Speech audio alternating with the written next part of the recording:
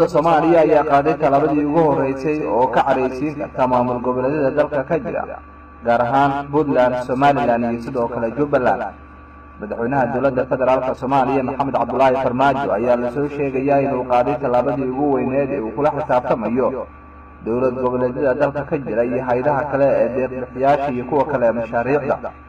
talabadan ayaa ah madaxweynaha dowladda Maxamed Cabdullaahi Farmaajo uu hay'adaha qaramada midoobay ku amrayo in mashruuca JPL oo kamid ah mashaariicda ugu waaweyn ee ka socda Soomaaliya maamulkiisa loo soo wareejiyo dowladda dhexe ee Soomaaliya, isla mar ahaantaana ay dowladda Soomaaliya hogaamiso qorshihiisa iyo fulintiisaba. sidoo kale madaxweyne Farmaajo ayaa dowlad goboleedyada kala hadlaya sidii mashruucan uu u yeelan lahaa hal hoggaan oo ay dowladda dhexe ee federaalka mas'uul ka tahay, iyadoo maamul goboleedyaduna tashigoodu ku leeyihiin. madaxweyne Farmaajo ayaa magaalada Muqdisho ku casuumay wafdi ka socda wasaaradda arrimaha gudaha ee Puntland iyo gudoomiyaasha degmooyinka maamulkaasi, waxaana lagala tashanayaa in arrintan ay go'aan cad ka qaataan.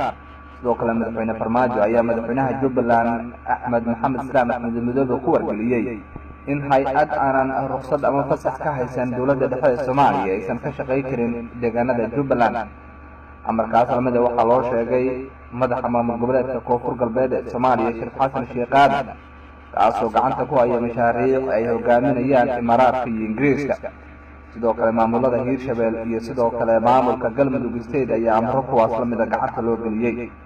mashaariicda magaalada Muqdisho waxaa gacanta ku haya dowladda dhexe ee Soomaaliya. dhowaan ayayna odayaasha Muqdisho ku wargeliyeen madaxweynaha cusub Maxamed Cabdullaahi Farmaajo in la simo xuquuqda gobolada, isla markaana deegaanada kale laga qaado canshuurta halka dhaqaalaha xamar ka soo xarooda ay dowladda ku shaqeyso.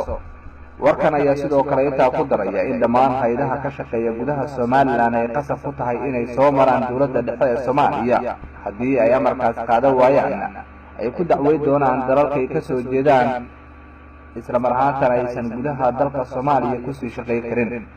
Imaaraadka oo ah dalka mashaariicda ugu badan ka fuliya maamul goboleedyada ayaa arrintan ay ku noqon doontaa mid dhabarjaba, maadaama ay malaayiin doolar geliyeen mashaariic aysan dowladda dhexe waxba ka ogeyn. go-aankan ka soo baxay madaxweyne Farmaajo ayaa ah mid jahwareer ku noqon doona maamul goboleedyada dalka oo muddo dheer mashaariic malaayiin doolar ku qaadanayay arrimo aysan ka warhayn dowladda dhexe.